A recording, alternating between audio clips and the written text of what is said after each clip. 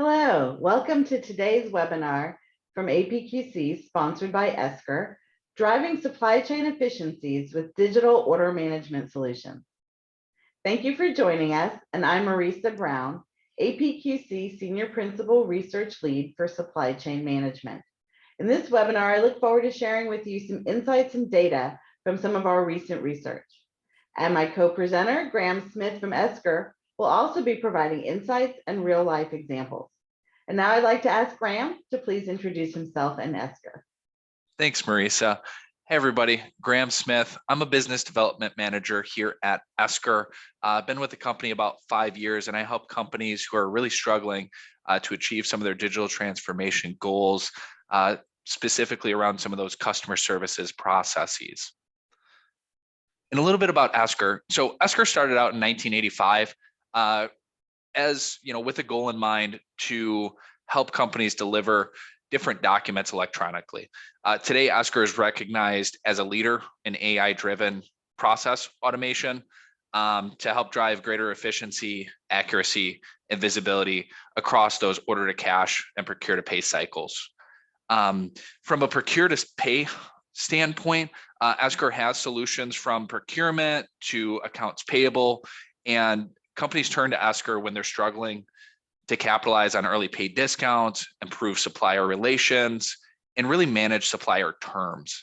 And then from an order to cash perspective, where we're going to spend most of our time focusing today, Esker helps companies to get orders entered faster and in turn get paid faster, along the line, improving the cost to serve and allowing more self-service options for their customers. Today, we're going to cover some of the trends, challenges, and how artificial intelligence and machine learning help to bridge some of the gaps between people, process, and technology. And then at the end of the session today, we'll open it up for a Q&A session to address any kind of questions that might come up for you guys here today. Awesome, thanks, Graham. So let's start with a little bit of context and look at the external environment in which organizations are operating and some of the high-level trends that we're hearing about. So the first one is unpredictable demand. And a lot of organizations have experienced record levels of essentially unexpected, unplanned, continuous interruptions since 2020. And a lot of this was triggered by the pandemic, but we keep seeing demand spikes, demand drops. There's a lot of uncertainty going on. And at the same time, we're seeing a need for a digital presence to support the greater requirements for visibility and consistency and fewer errors, as well as the ability to have employees working anywhere. It's kind of an uncertain world we're living in right now. Some companies are returning to the office, others are not. Some are doing a mix and a hybrid model, but the need is there and the expectations of employees have changed. And the other thing is that customer expectations have changed as well.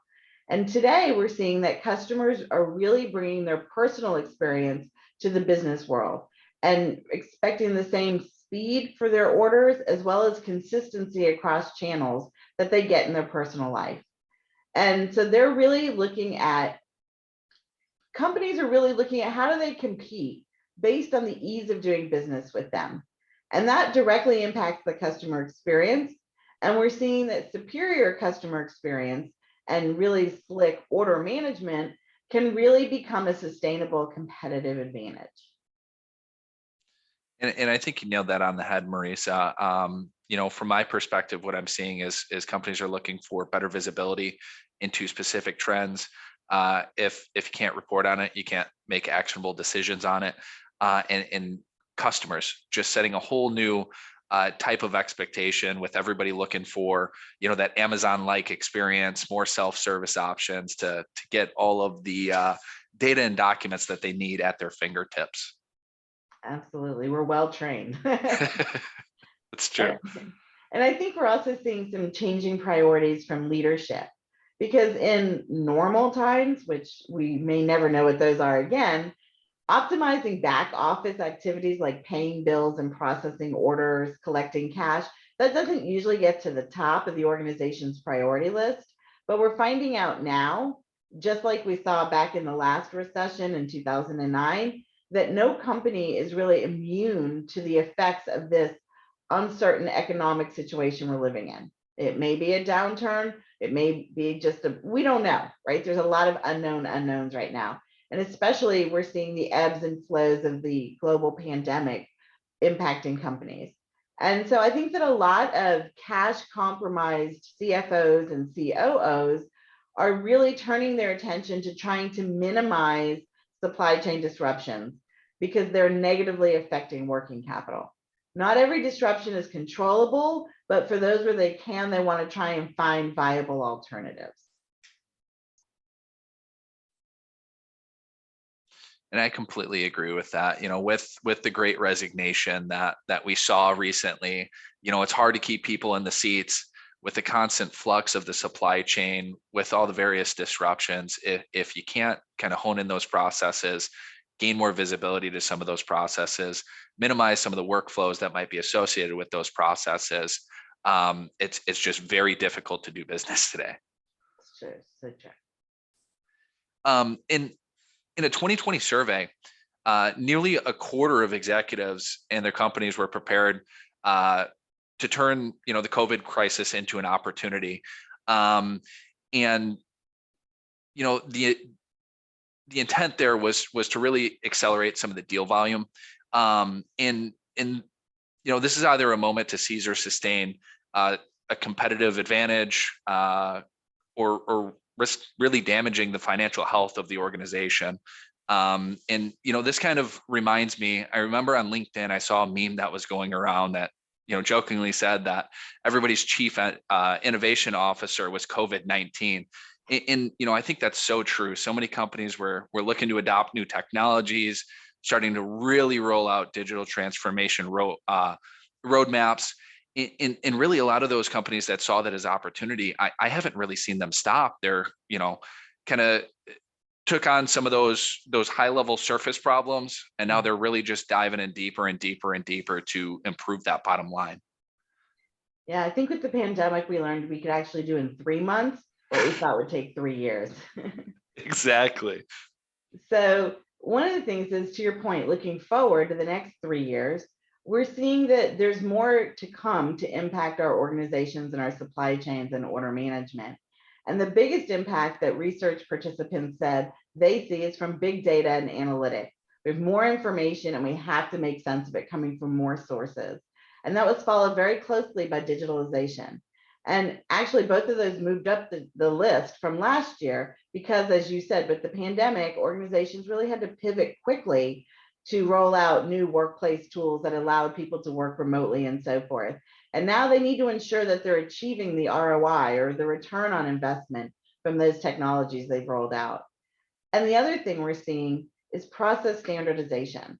People are saying that we know our organization needs a solid business process foundation to be able to make the most of our technology investments. And this is also key for business continuity plans, because this really, if you don't have your processes documented and repeatable, then you're going to end up on the wrong side of history when we start separating winners and losers as we continue to face these rapid changes in our environment. And I don't think anyone really thinks the pandemic is going away. It may fade a little into the background, but it'll continue to impact our organizations and our supply chains, as will mobile and cloud. Because more than ever now, our stakeholders, and when we talk about stakeholders, it's not just your employees. It could be contract workers, drivers, partners, your customers even, and others. They all need to be able to access enterprise information from anywhere on any device. And to increase that speed and that transparency, organizations are really turning to cloud and mobile friendly options, ensuring a good user experience, but also maintaining robust security. And then we also see that compared to the prior year, some trends kind of fell down the list a little. One of those was sustainability, or ESG, environmental, social, and governance factors. And it's not that it's fallen off the radar screen. In fact, it's still really high on the C-suite, the senior executive agenda. But what happened was that companies realized they couldn't just do greenwashing, where they just said they were being sustainable. They actually had to have the processes and the measures in place to report on all that, which takes us back to the earlier things of process standardization and digitalization and all that being key to achieving the goals of sustainable enterprises. And, I guess what I'm seeing is, for all of this, kind of what you're saying is some of that data is the key, and then being able to hone in that process as well, which I think these all in some way, shape, or form kind of touch on those. Exactly, exactly. And then this kind of eye chart, very colorful slide here, is really just to indicate that the trends that people expect to impact their organizations really vary by industry. In certain industries, widespread trends completely fall out of the top 6, and in others, we see some of them rise. And no two industries in our research were identical. But I'm reminded of this quote from an author, William Gibson, that the future is already here. It's just not very evenly distributed. So a lot of these are not things for tomorrow. They're things for today that we have to continuously focus on and improve in our organization. And I think I'm directly, the one that kind of stood out to me here. I work with a lot of companies that are in the building materials, the distribution, the manufacturing space. And let's face it, a lot of those companies had fairly antiquated processes. And I think that this is a spot on chart for what I'm seeing with them. Let's standardize those processes. Where along the supply chain can we introduce more digitalization? And then, kind of that third piece on there is, well, if we can standardize that process, if we can digitalize, well, then we'll have that big data and those analytics to kind of back up those decisions for the future. So when I first saw that slide, I thought it was pretty accurate. Awesome, awesome. Well, so now we really want to know what you guys attending today's webinar think. So we're going to launch our first poll, and we want you to tell us, in this particular poll, what trends do you expect to make the biggest impact in the next 3 years? So you're going to pick one. Do you think it's going to be process standardization? Is it going to be digitalization and automation, big data and analytics, cloud services, sustainability, or working from home? So we're going to force you to pick just one of those and tell us which one you think is going to make the biggest impact. Graham, what do you think is going to be the winner in our poll? I think it depends on what industry people here are in. But I think it's big data and analytics. Even if you feel like you have big data and analytics at your company today, what I'm finding is you can always have more. You can always have better data, more granular data. What about you, Marisa? No, I think you're right. I think I would probably lean probably to the process standardization, because without that, then a lot of the rest of this doesn't work so efficiently and effectively. That's all fair. right, so everyone cast your vote. We're going to go ahead and close the poll, and let's see what it looks like. All right, well, we have in the lead, 47% of y'all said digitalization and automation is going to be the big winner in terms of impacting our organizations. 27% said big data and analytics, and 10% of you went with process standardization. Also 10% sustainability, and a few of you picked cloud services and working from home. So that's really interesting because we're going to focus in most of the rest of our presentation on the digitalization and automation piece of this. All right, so let's move on and take a look at a piece of good news, because to enable the digitalization, you have to pay for it. It's not free. And the good news is that money does enable these strategic initiatives, and the outlook for supply chain budgets, including order management, was very bright for this year. We saw 2/3 of the participants in our research expecting an increase in their budgets for supply chain management tools, technology, innovation, and initiatives for this year. And this trend really reinforces the importance and the criticality that people are understanding supply chain plays when it comes to customer satisfaction and ultimately delivering the orders in a timely fashion. And I think these numbers are spot on. There are not very many supply chain leaders that I meet that are not trying to kind of push the envelope in their organization by either looking at new tools, investing in technology, rethinking the way that they operate. It's just not something that you can necessarily do in today's marketplace. And we'll continue to talk about some of those supply chain challenges.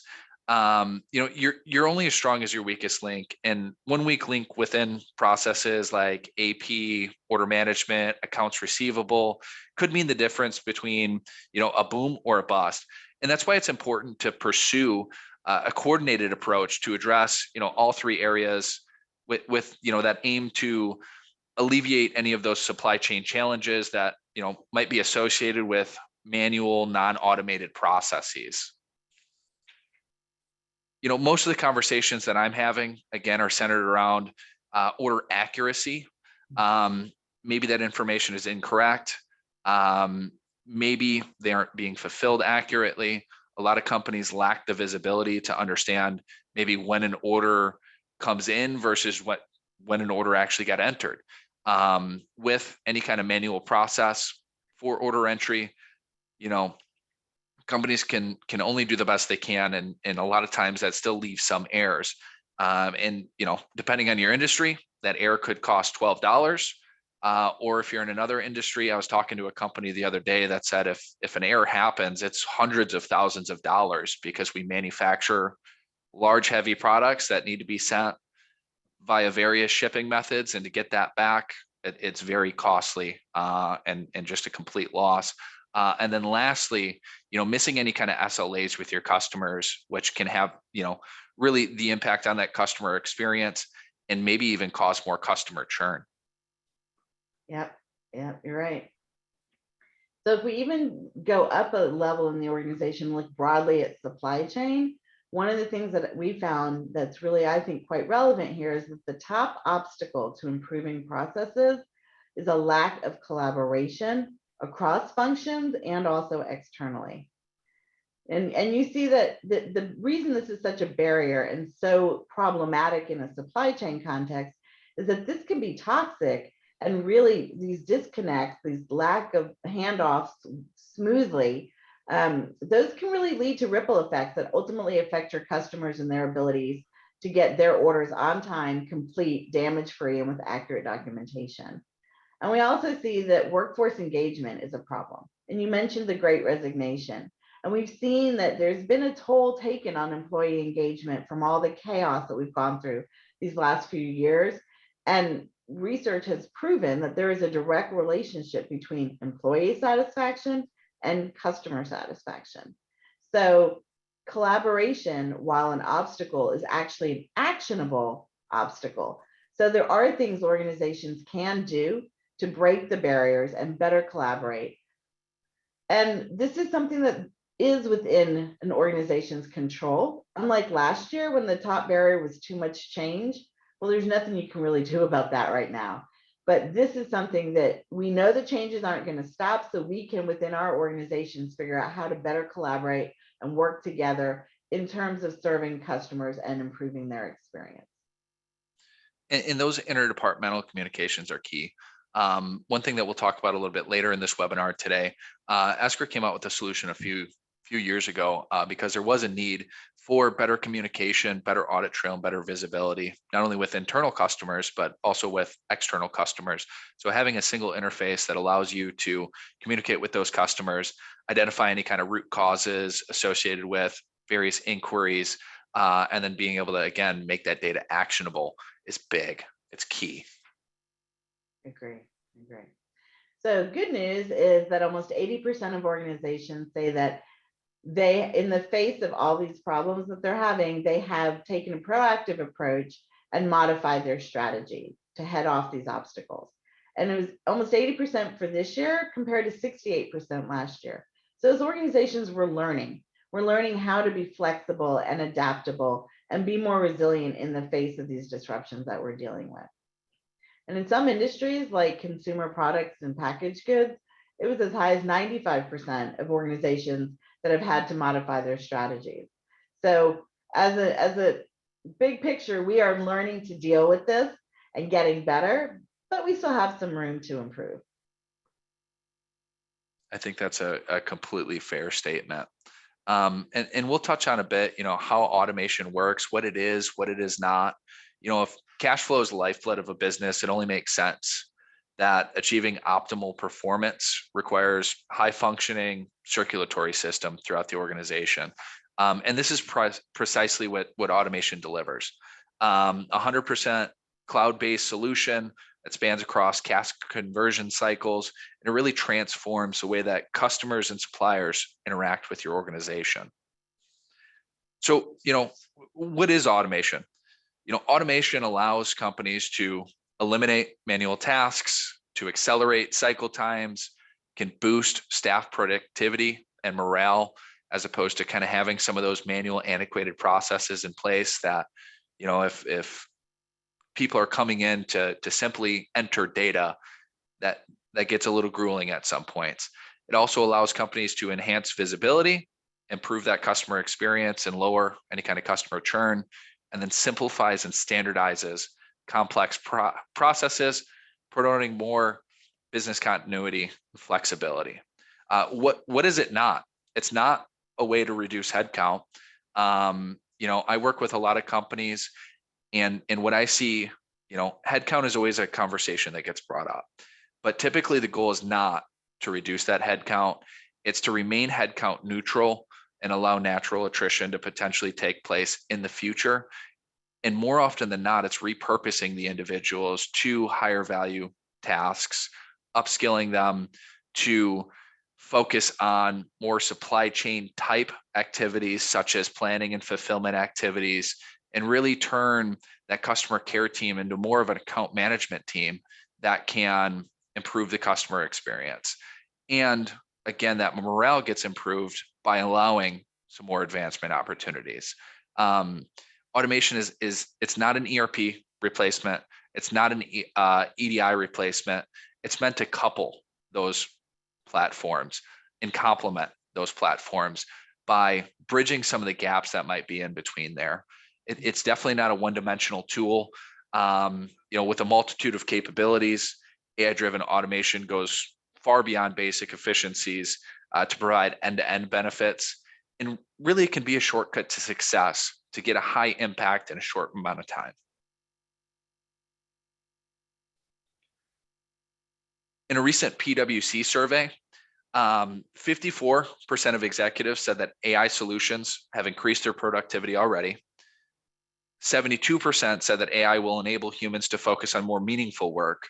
And 59% said that big data at their company would be improved by leveraging artificial intelligence. And we actually found very similar results in some research we did at APQC. But what are the value drivers for deploying AI? What are companies looking for? Why are organizations adopting it specifically within supply chain? And several of the top reasons are related to customers and revenue growth. So whether it's from a shorter sales cycle, new market entry, new customers, or larger orders, we see a lot of the reasons reflect the use of AI in sales and marketing.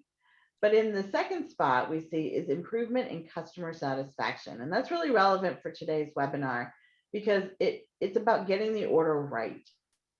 But I did want to kind of comment on the fourth driver of headcount reduction. To your point, there is this fear of being automated out of a job. And that's not a new fear, it dates back to the Industrial Revolution, but it's a persistent fear. And it does reflect that some organizations are trying to do just that with technology, but more importantly, organizations are, as you said, trying to redeploy their headcount.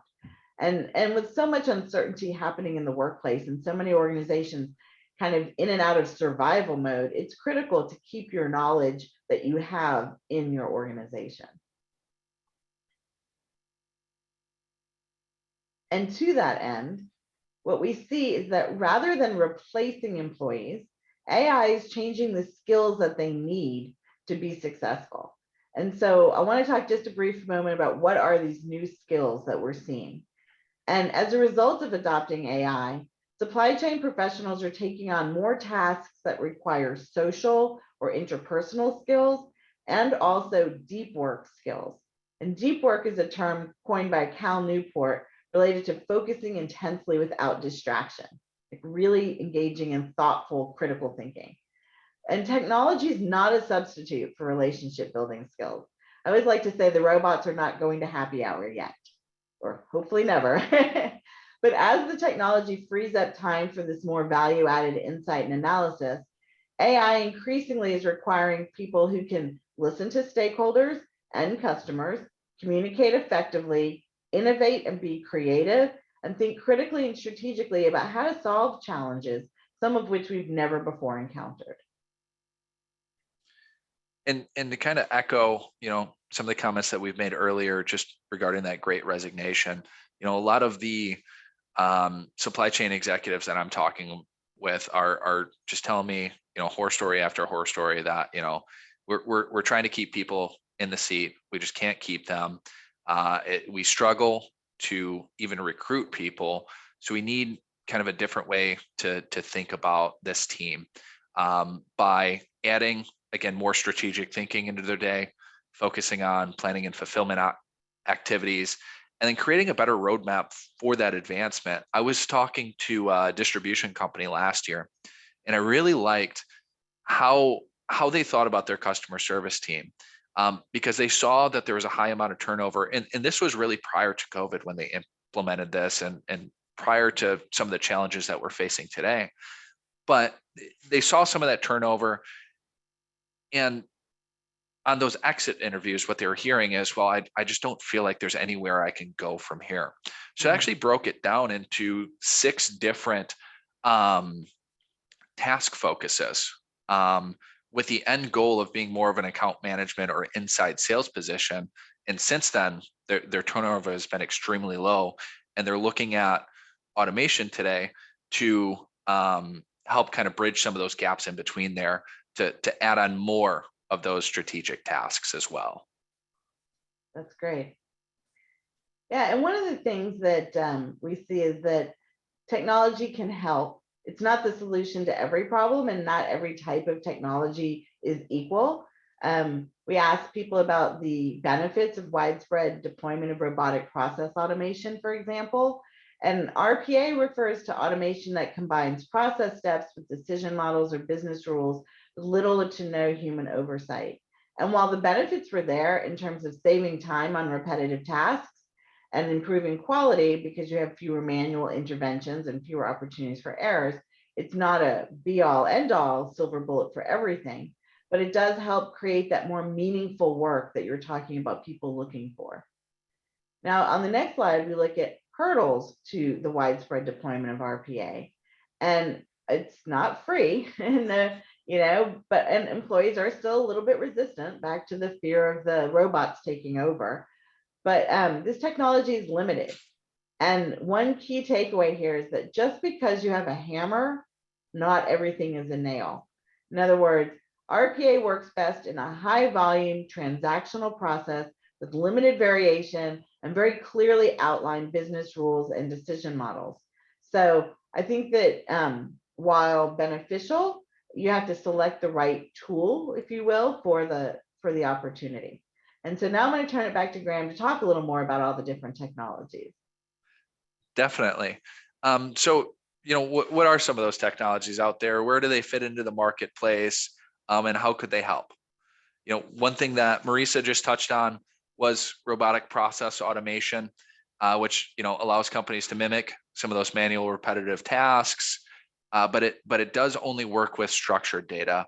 And I found a lot of companies that are making heavy investments in RPA, and some of those are starting to come to us to say, hey, this is really working well in these specific areas, but for something like order entry, for something like managing invoices, the information is far too dynamic for RPA to really give them that ROI that they're looking for, which is why they're looking at artificial intelligence, machine learning, natural language processing to help better structure that data, and leverage some of that technology to be able to make that process more efficient.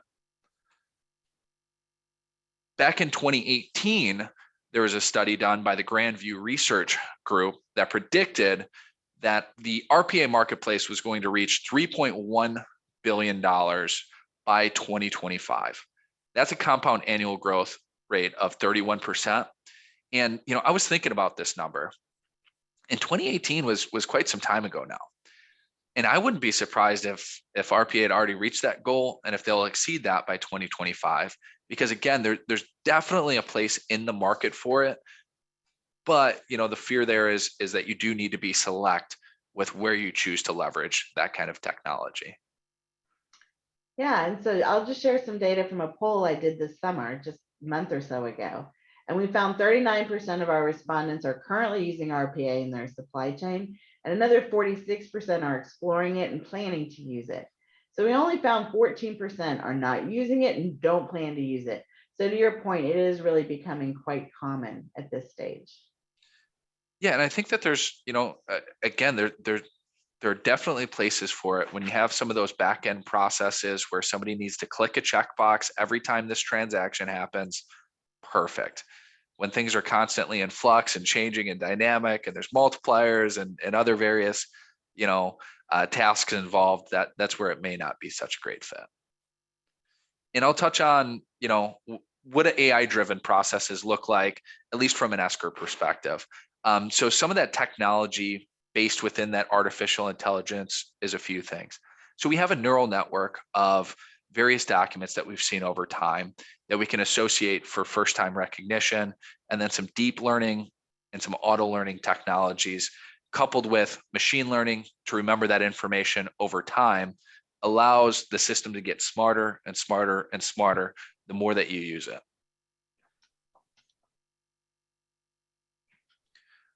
Why are we here today? Talk about digital transformation. Over 50% of leaders said that they were planning to use some sort of AI-based application in the next 12 to 24 months. And similarly to RPA, there's another study done that showed a forecast that AI is expected to grow from 50 billion in 2020 to more than 110 billion in 2024. And to put things into perspective, in 2017, that market was just 12 billion. So it's been growing substantially. So that brings us to the next poll, actually. Let's find out about your organization. To what extent has your organization adopted AI in your supply chain? So we'll launch the poll. Please pick only one option. Is your organization not considering AI? You're not using it, not exploring it? Or are you evaluating or piloting it? Do you have proof of concept projects underway? Or are you in full scale rollout and implementation? Or are you in the operating stage where it's fully implemented?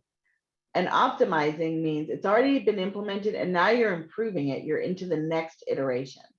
So please pick one. Let us know where your organization stands with using AI.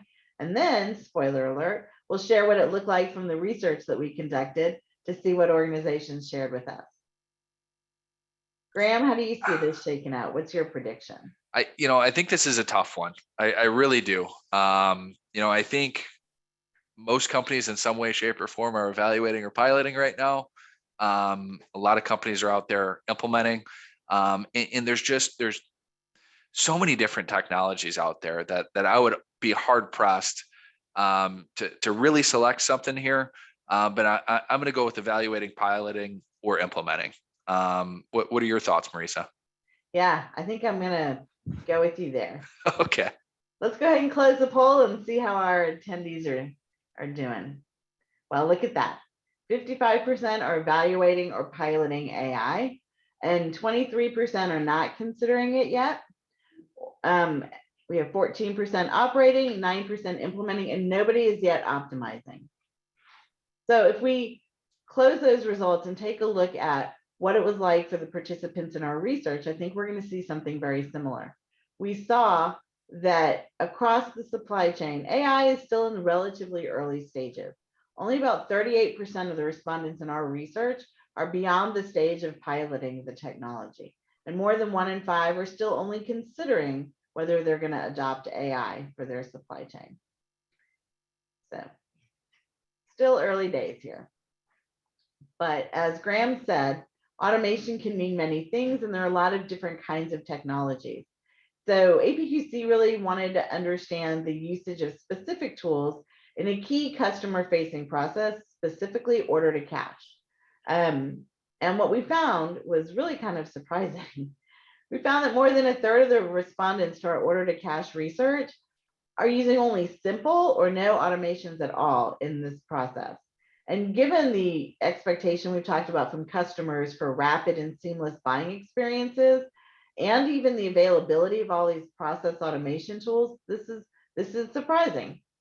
Now, we see the 35% there that are using either machine learning or AI. That's becoming a competitive differentiator for them because those technologies, as Graham has mentioned, are really enabling more efficiency, greater speed, and higher quality analytics. So, this is something where we would say it's time to get started on your automation journey because you may risk being left behind given how much change and disruption we're going to face for the foreseeable future and the role that technology can play in helping your organization be flexible and resilient. And for me, when I first saw this slide, I thought it was a little alarming that 27% of individuals had maybe what they think could be automation, or maybe even just think that, hey, we're in a really good spot because we have these workflows or something like that. But everything in that order to cash conversion cycle is customer facing, and with the competitive landscape today, if I'm not willing to do what this customer is requesting, they're just going to go to another supplier and get what they want. So, to your point, I think the last thing anybody wants is be kind of left in the dust there, and having customers going over to competitors. True. So how does order management automation work, and how are companies leveraging artificial intelligence, machine learning to enhance that order management process? So to start, a sublet of order management is email triaging or customer inquiries management, which I touched on at a really high level earlier. But imagine you're a customer service rep, and one of your daily tasks is to filter through your email inbox and send orders to this person, send various inquiry types to another person, and determine, who that needs to go to or where. And it surprises me how many people I see organizations employing just for that piece. In large enterprises, I've seen up to 5-6 people that just manage email inboxes and forward those emails along. By leveraging AI and machine learning, the technology has the ability to automatically route and then place those different inquiries or orders into specific queues, and then manage that workflow associated with that as well by being able to disposition various inquiry types. Maybe you want some root cause analysis associated with that. If there are any communications that need to be handled with the customer, you can do that through the platform, as well as any communications with additional stakeholders in your company. Some inquiries involve finance involvement. Some inquiries you may need to reach out to the warehouse, and that can be all in a centralized hub. From kind of order entry, in an error reduction standpoint, artificial intelligence really allows you to detect some of the anomalies that might be coming in from customers. My favorite example here is, let's say customer ABC Corp orders 300 widgets, and today they send in an order for 30,000 widgets. If somebody didn't know that they typically order 300 widgets, that might go out for fulfillment. And depending on what that widget is, that could be very costly on one side or another. And that could either be on a miskeying by your team, or sometimes there's a miskey by your customer, but you still need to absorb that cost. And that anomaly detection allows for, you to automatically catch any kind of changes and then flag that for verification to make sure that that is what needs to happen. If communications need to happen in there, you can also, in that centralized hub, communicate with those individuals. And then information management. We've talked about big data. We've talked about gaining visibility, and introducing, artificial intelligence really helps you to get that big data that you need. Everything flowing in through the system at the line level, at the header level, is reportable. I see a lot of companies that are also struggling to get that omni-channel visibility through their e-commerce offering, their EDI offering. Maybe there are other portals that they need to go into to retrieve data. And now you have 4 or 5 different silos of information, and being able to actually gain the information that you need to become actionable requires, 4 trips to IT. Maybe each of those individuals have a different focus. And then, putting it into your Excel spreadsheet, running your macros and taking all this time, and then doing that again next month so that you have the right information. So being able to aggregate all that data, again, makes it easily accessible. You can schedule that information out, and it really gives you what you need to make the right decision for your business. And then ERP integrations. Any kind of best-in-class automation integrates with any ERP or even a multiple ERP environment. And that helps because, again, a lot of companies that we're talking to, they have different silos. Maybe they have an instance of SAP, an instance of QAD, an instance of Oracle, and those are 3 different systems that operate completely differently, that spit out data in a different format, and being able to standardize the process across that entire landscape. And then again, enable that big data to make actionable decisions on behalf of all 3 entities. It's really big, especially, in companies that historically do a lot of M&A. It also allows you to, again, scale that process and standardize as those companies are being onboarded as well. And then global management, leading automation solutions also, provide a great structure for multi-language support, whether that's from being able to extract off of documents in multiple languages. And maybe, one example that comes to mind for me is there's a company that we're working with where we need to extract in Japanese, and then we need to display some of that information in English. So being able to have multiple languages for the user interface and multiple languages that you can extract data in allows for that scalability across the organization as well.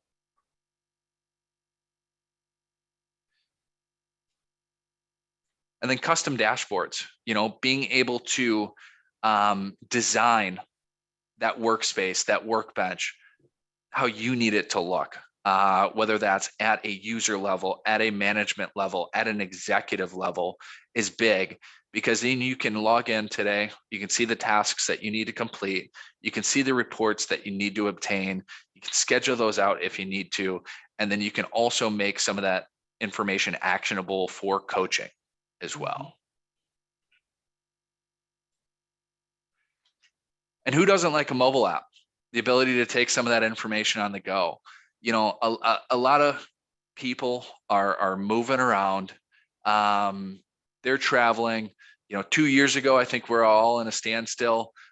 Today, I'm hard pressed to find, that we can clock time on calendars, especially with supply chain leaders, because a lot of times they're just moving around. They're going from site to site, office to office. Being able to get that information on that mobile device on the go is huge. And, from, a procure to pay standpoint as well, being able to approve things on the go is a big deal as well.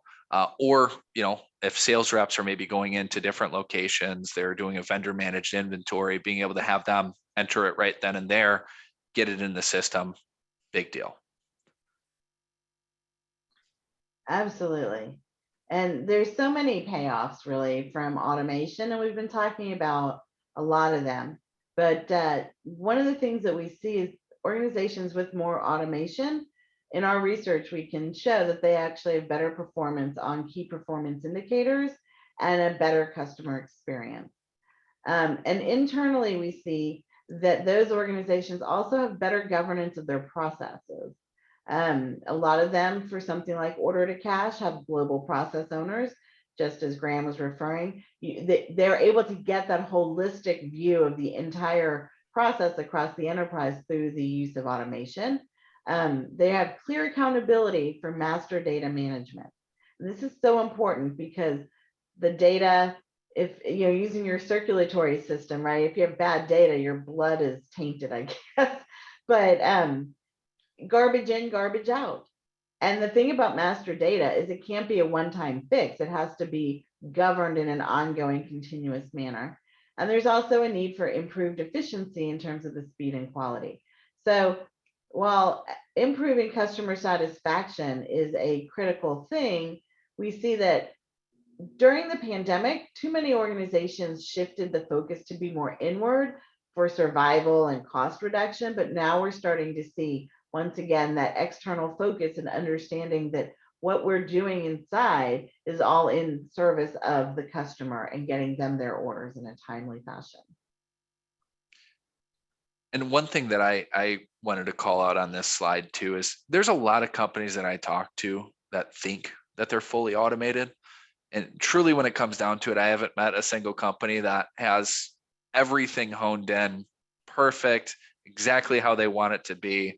Roadmap is finalized, no need for it anymore. So even if you do feel like you're fully automated, it's still worth a conversation just to see what's out there. Are there a few gaps in there that can be approved? Because, again, these solutions as well, they don't need to do everything. They can do small bits and pieces, or they can do everything. It's really up to you how you proceed leveraging it. Good point. And just a comment on that fully automated piece is that technology continues to evolve, right? That's the thing. So while today's technology might be fully leveraging, who knows what sophisticated new stuff is coming around the corner. So it's a good thing to always be looking at continuous improvement. I agree. And I mean, even, the differences in business technology 5 years ago compared to today, Yeah. I mean, leaps and bounds different. So wrapping up, we're going to touch on a few key takeaways here, and then give you a little bit more information, and then we'll open it up for Q&A if we have time. So where to go from here? We talked at a high level about process efficiency and accuracy. And some companies have seen that augmented AI is the perfect vessel to ensure that they're protecting margin through lowering their cost to serve, through enabling more self-service options, which allows them to, increase various metrics. Anything that you'd like to add there, Marisa? No, I think you're right on there. And then what are some of those operational benefits? We've touched on efficiency. But really, that's number one. If individuals are spending a majority of their day on low value, manual, repetitive tasks, that efficiency gain can really account for a lot. I've seen companies, depending on the complexity of the process, on average, probably save 50 to 70% of the time that's being spent, at least on order entry, by leveraging AI. And then again, gaining that greater visibility and oversight to the process, being able to standardize that, being able to make that data actionable, and then having those cost savings, whether that's with your cost to serve, whether that's increasing customer retention, whether that's keeping individuals in the door so you don't have additional recruiting and hiring and training costs. And then again, being able to simplify that environment from an IT standpoint. So you're not going and asking them to rework this, rework that. The process is in your hands, it's at your fingertips, and it's your decision as to how you want to manage it. Absolutely. Absolutely. So to kind of echo what Graham's just been saying in terms of efficiency, again, remember collaboration or a lack of collaboration was the number one obstacle companies said that they faced when trying to improve their supply chain processes. So getting to those connections to improve the operational function and get over those. Sometimes I think about order to cash, it's the hyphens, right? Order -to -cash, right? That's where the challenges lie. It's not always on the order side or the cash side, it's the end-to-end nature of it. So companies told us that what they hope to really gain from improving order to cash is that improved operational function, reducing their cost, increasing customer satisfaction, and getting that cycle time down so that they can remove the redundancies and the bottlenecks that are built into these processes, because maybe the process just evolved over time. One of the best quotes I ever heard from someone was, things are the way they are because they got that way. Right? So being more intentional about how the process works and what tools you can bring in to enable it are very important for success. And I think that's key, having a little bit of mindfulness there as to what are you doing, why are you doing it, how do you want it to work, and then how do we make that actionable? And maybe bring somebody in to have that conversation and see if that's something you can envision in your process. Absolutely. So kind of stepping back, some key takeaways of what we've been talking about. Customer expectations have changed. There's this greater desire for speed and transparency in business transactions, just like in personal ones. Graham referred to it, I think, as the Amazon effect, right? You're used to being able to see that your order is 4 stops away and it's going to be there in 10 minutes. And so companies now are dealing with customers in a business to business context, wanting that same level of visibility and precision in terms of expectations. I think that we've been talking about the need for high quality master data. That's foundational. That's something that putting in place an ongoing governance process for is critical. I've seen too many companies invest a lot of time and effort in scrubbing and cleaning their master data and getting all the customer addresses right and all that. And then that's it. They think it's a one-time deal. And then by the next day already, garbage re-enters the system and bad data. And Graham mentioned, that could be very expensive if you have the wrong address that you're shipping to, or the product information wasn't quite clean, and so they're not getting a complete order or something like that. There's an important need there for that master data. And then leveraging automation, that is a differentiator. Anything you want to say on the automation piece there, Graham? I do. In reference to increasing automation and being that differentiator, there are various solutions to solve various problems that we've touched on today. And there's no fix all in any of these technologies. If there are existing RPA investments, maybe it makes sense to, again, look at some of those gaps for machine learning, for artificial intelligence.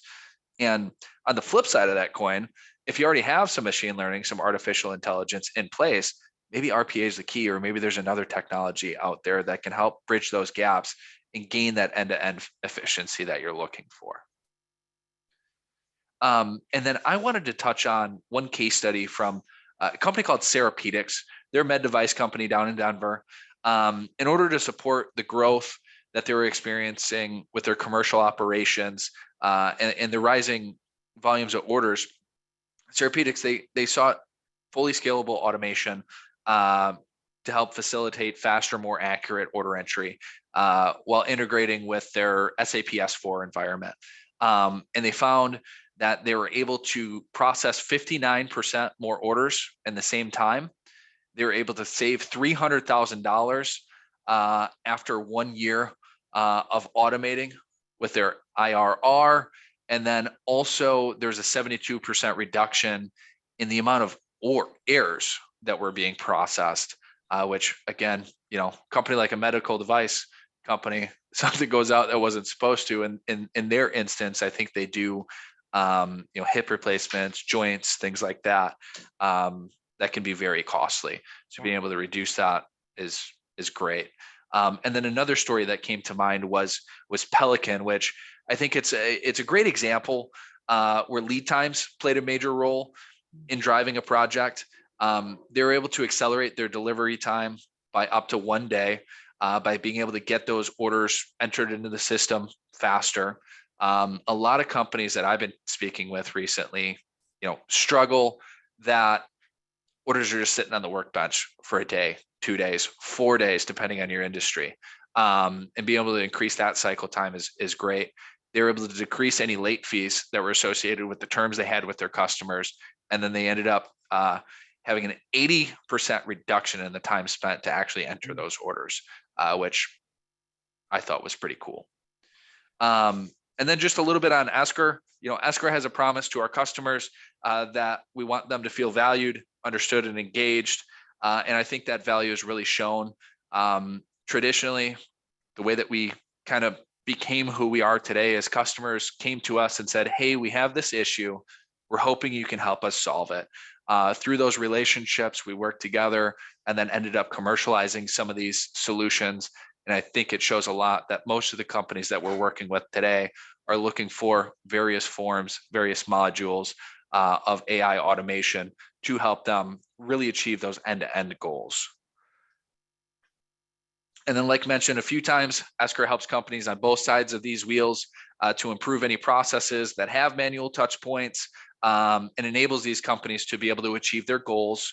And today's focus was on customer services, at least that side of Esker's experiences. If there are any questions, if there are any projects, you want to have a conversation with us about anything else that you might see here, feel free to reach out. Our contact information here is at the end of the webinar. And then a few, last minute housekeeping items.